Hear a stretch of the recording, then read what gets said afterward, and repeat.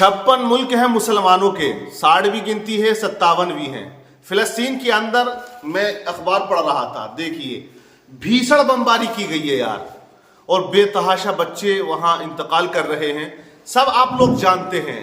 लेकिन हमारे अरब के जो हुक्मरान है ना, रोजाना आस्तीन खूब चढ़ रही है धमाकेदार अंदाज में, फिलिस्तीन के हक में सब बोल रहे हैं। आप देखें कि कोई ऐसा मुल्क है जो नहीं बोल रहा है, लेकिन सपोर्ट में कोई नहीं है। वो कहते हैं कि देखिए ऊंट से बकरी चराने वाले तो तुम्हें बहुत मिल जाएंगे, लेकिन नीचे आके बकरी चराने वाले बहुत कम मिलेंगे। कमरे में बैठकर बात करना आसान होता है, सब कह रहे हैं हम उनके साथ में हैं, लेकिन किसी मुल्क में इतनी ताकत नहीं है कि उस जंग को या तो विराम लगा सके, रोक सके, या फिलिस्तीनियों की वहां उतरने के बाद मदद कर सके। सब चूहा बने पड़े, चूहा।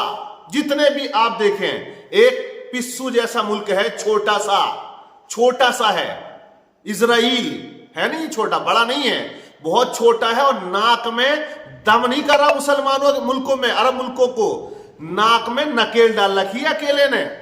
एक अकेले मुल्क ने तमाम जो अरब कंट्रियां हैं, मुस्लिम हुक्मरान हैं, वो चाहे मिस्र हो, वो चाहे लबनान हो, सीरिया हो, या उधर ईरान हो, इराक हो, बहुत बाएं सूत रहे हैं। अरब के बड़े बड़े हुक्मरान आईने में जाकर बस कह रहे हैं कि हम इजराइल का ये कर देंगे। ये कब रुकेगा भाई? आखिर ये हो क्यों रहा है? आखिर इतना सा छोटा सा मुल्क और इतनी बड़ी आबादी, 58-57 ममालिक पाए जाते हैं, एक ने नाक में दम कर रखा है। तो गाल बजाने से कुछ होने वाला है नहीं।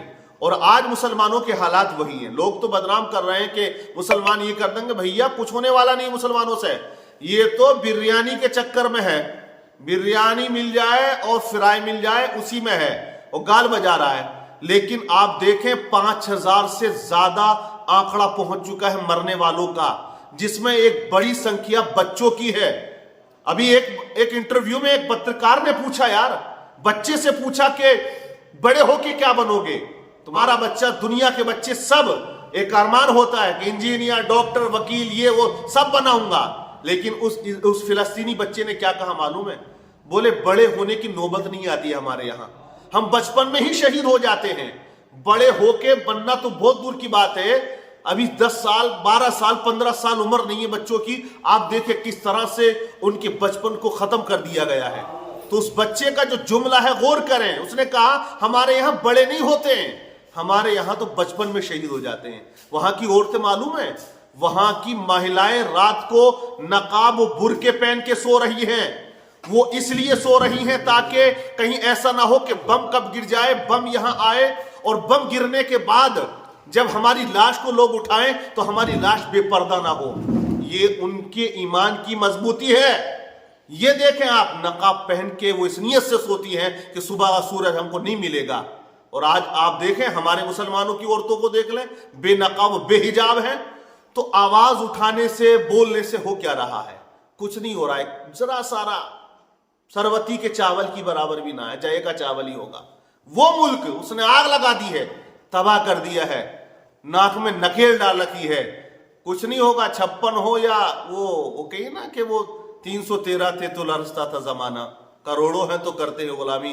तो ये सब बकवास करने वाले हैं, आप और हम सब कर रहे हैं। लेकिन जमीनी हकीकत यह है कि सही माना में तुर्की आ जाए, ईरान आ जाए, जो जितने भी मुल्क हैं जमीन पे उतर आए, तो इजराइल एक दिन का भी नहीं है हकीकत में, तो यह है।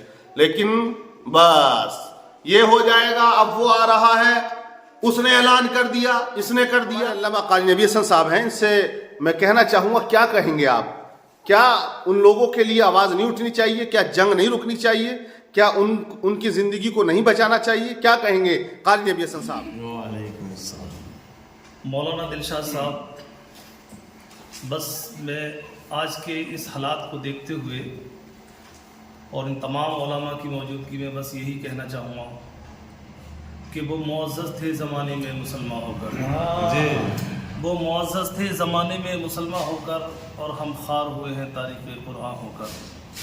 दरस कुरान भी अगर हमने न भुलाया होता, ये ज़माना भी ज़माने ने न दिखाया होता। हमारी तादाद अल्हम्दुलिल्लाह काफ़ी है, لیکن آج ہم بزدلی کی زندگی گزار رہے ہیں.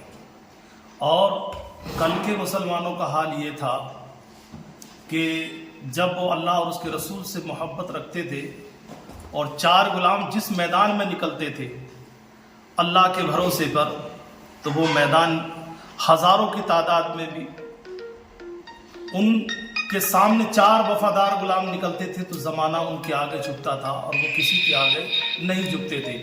بس میں یہی کہنا چاہوں گا کہ تمام مسلمان اتفاق اور اتحاد کے ساتھ متحد ہو جائیں اور اپنے رسول پاک صلی اللہ علیہ وسلم سے محبت رکھ کر تمام مسلمانوں کے لیے دعا کریں، اور دوسرے ممالکوں کے جو مسلمان دیش ہیں وہ دیش بھی فلسطین کی لیے یعنی ان کی مدد بھی کریں، ان کے سامنے آ کر ان کی مدد کریں اور ان بچوں کا درد اپنے دل میں رکھ کر ان ظالموں کا منہ توڑ جواب دیں. السلام علیکم ورحمۃ اللہ.